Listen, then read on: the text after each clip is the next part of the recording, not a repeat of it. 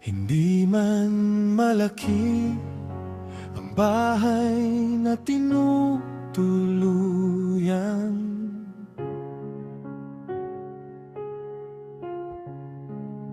hindi man mamahalin ang aking kasuotan,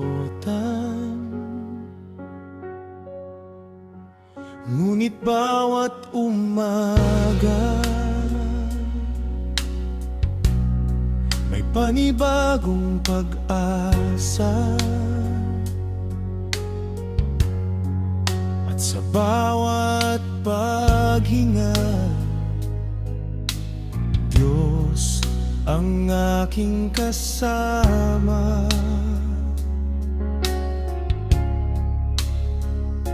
Hindi lahat ng mayaman ay tunay na masaya.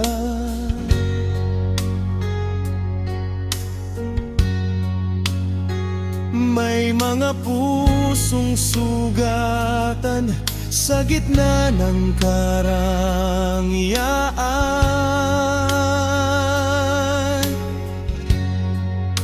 Ako'y kontento sa biyayang hawak ng aking kamay,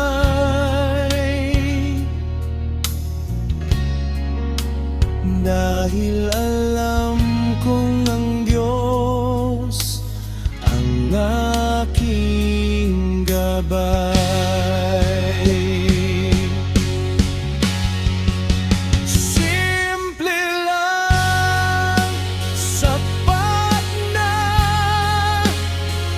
basta may pagkain sa bawat hapagkainan. Simple lang, sapat na, kapag ang puso'y payapa at walang pangambang pasan. Hindi ginto ang sukatan ng tunay na ligaya, kundi ang Diyos na laging kasama. Simple lang ang buhay, pero puno ng biyaya. May unos mang dumating, hindi ako matinag.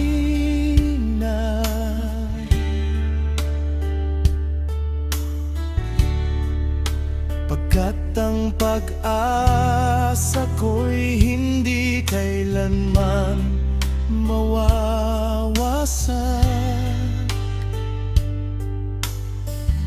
Sa bawat luha't hirap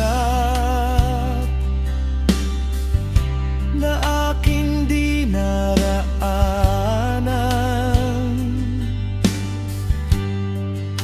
mas lalo kong nararamdaman ang kaniyang pagmamahal.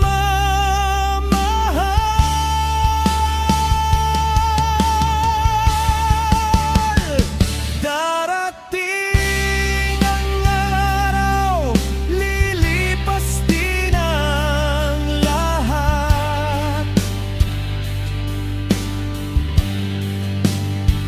ngunit ang kabutihan ng Diyos ay hindi magwawakas. Kaya habang may buhay at lakas na ibinigay, pasasalamat ang awit ng aking puso habang buhay.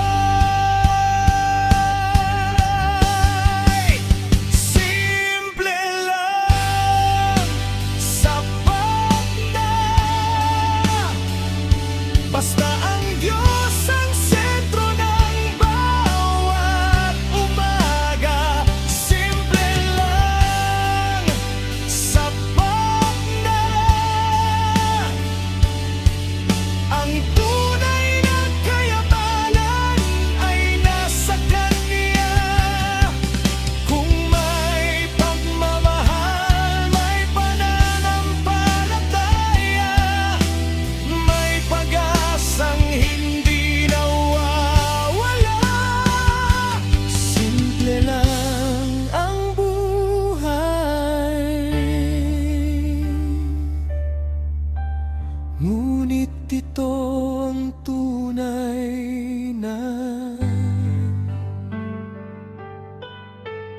Di baling simpleng pamumuhay, basta ang mahalaga nakakakain ka ng 3 beses sa isang araw, malusog at laging healthy ang iyong katawan, at higit sa lahat, kasama mo ang Diyos sa bawat araw ng iyong buhay.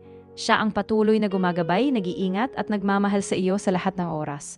Mas mabuti ang kaunti na may pagkatakot sa Panginoon kaysa malaking kayamanan na may kasamang kaguluhan. Proverbs 15:16.